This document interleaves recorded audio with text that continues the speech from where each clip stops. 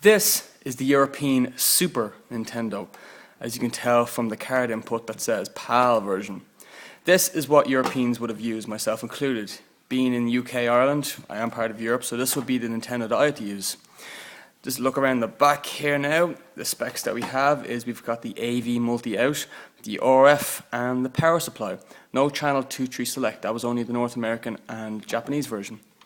This is a great system. You know, I love this thing. I've had it for quite some time. I've played some awesome games, like Super Mario All-Stars. Pops in like so, and then play it. Now, of course, there was other versions of the Super Nintendo. There was the Famicom version that I do not own, and there was this one, the North American Super Nintendo. This is part 1 of 2 of American consoles. So anyway, this is the North American version of the Super Nintendo. Put them side by side, just the camera a bit. They are completely different. For one, the Super Nintendo doesn't even look remotely like the original. The Super Nintendo PAL version doesn't even look like this. They both have the same layouts, the power on, power off, the eject button, and the reset on this one you have to push up like that. This is just a button. Go around to the back of the specifications. This one has the same AV output. So you get your AV leads that come with your Super Nintendo. This is composite AV. It would plug into the European Super Nintendo, as well as being compatible with the North American Super Nintendo. So this cable will work off both consoles. RF lead, the same RF lead. The only difference and the biggest gripe, because I have yet not been able to hook this up, because for the main reason why. This is the DC power cord, which is the same as the PAL version of the Nintendo. Let me just focus on this for a while. So of course, this would be the power brick that you would have gotten. As it says GB, Great Britain, so this would be plugged into UK. And the specifications on it are as follows. It was an AC 230 50 Hertz with 9 volts. And this would power off the Nintendo with this jack here. This would work on the Nintendo as well as Super Nintendo. So you'd plug it in like so. And away you go. You're playing your Super Nintendo as well as being able to power up your original Nintendo. However, this does not work with the North American Super Nintendo. As you can even tell by looking at it, it's completely different. So I'll try to plug it in from an angle. Yeah, it ain't gonna work. What I got with it was this one here. This is the North American plug here, and the specifications are as follows. This is a AC 120 volt 60 Hertz with 1.5 850 milliamps, and it's a DC 10 volt. Now, apart from it being like a Sega brick, yeah, you can even see this will not work in UK. Well, you could, of course. You could try to plug this into your wall, but you'll end up killing yourself because you'll blow up. Because if I tried to plug this into a common adapter that you could buy for like maybe €2, it still wouldn't make any difference, because what it would do was our walls output 230 volts. This can only withstand 120 volts. So imagine trying to pack this with 230 volts and its capacity can only hold 120 volts. It's not going to take it, and it'll end up blowing, and then this plug will be rendered useless. So what I will need to do will buy a power converter, which will convert the 230 volts from the UK lines and stabilize it at a nice 120 volts, which will in turn power that up. So when I get my hands on one, I will finally do a full review of the North American Super Nintendo. But let's get back on track. This is the plug that comes with it here. It's a lot beefier and bulkier looking than the European one. Have them here side by side, so they even look different. Bit thicker as well.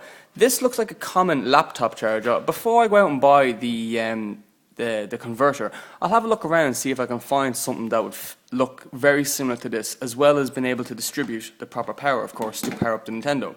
You know, health and safety first.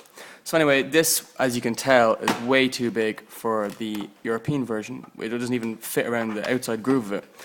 But this will, of course, fit this. So that goes in like so. And there you go. You're powering it, but I've no way of plugging it in because that outlet is pointless in my country. But I'll get around it, don't worry. Just a quick little review I want to do of this. I'm really looking forward to getting my hands on it. I've been dying to get my hands on an American Super Nintendo, as I have the NES Model 2, which was only released in America and Japan, so I thought I'd go for the Super Nintendo. Now this is of course the Model 1. There is a Super Nintendo Junior that I will get in future, of course, maybe. One thing I like about the Super Nintendos is their sheer design, and what was great about it is their controller inputs were the same. So if you have a Famicom controller, it would work on this. If you have an American controller, it would work on this. The design of this, I have to admit, is really cool. I've heard some reviews and critics online saying they don't like it. It's too blocky and it looks like a big Lego piece. I like that. It's pretty cool. Has a really nice dust tray, as well as this one too. And what's great about it is, this is an American NES game, Super Nintendo NES game. I couldn't find any main titles in the shop that I bought it in, so this is the only one I have. This is Clay Fighter, which I had to get because the sheer name of it, Clay Fighter. It's like Street Fighter, except, well, you're clay. Game cartridge wouldn't go in like this. Pop it down, turn it on, eject. I still like the European version. The European version, I think, launches it higher. Let's have a look. Pop it in. No, I think the American version launches it higher. That's something not to really gripe about. One thing that you do know is that a European game will not work on a Super Nintendo. Or will it? I'll be making a video about that in later future, sorry, I should say. But yeah, it is a known trick that they say that the European versions won't work on this and this won't work on that, but there's ways around it. As you can tell, the size of the carts do vary, but the chips are still the same. So that's something to look forward to. And the thing that the Super Nintendo perks over this is that the tray is huge. So this does work, but it's not making contact due to two things that have to be removed in there, which I'll make in another video because it'll take a lot of time. And this one, well, that's not going to fit in regardless, unless you want to trim off nearly half the console. But that doesn't bother me, you know. I'm not going to touch this one. However, I will be messing around with this one. I just want to get the power out of the way with, and then I'll work on it.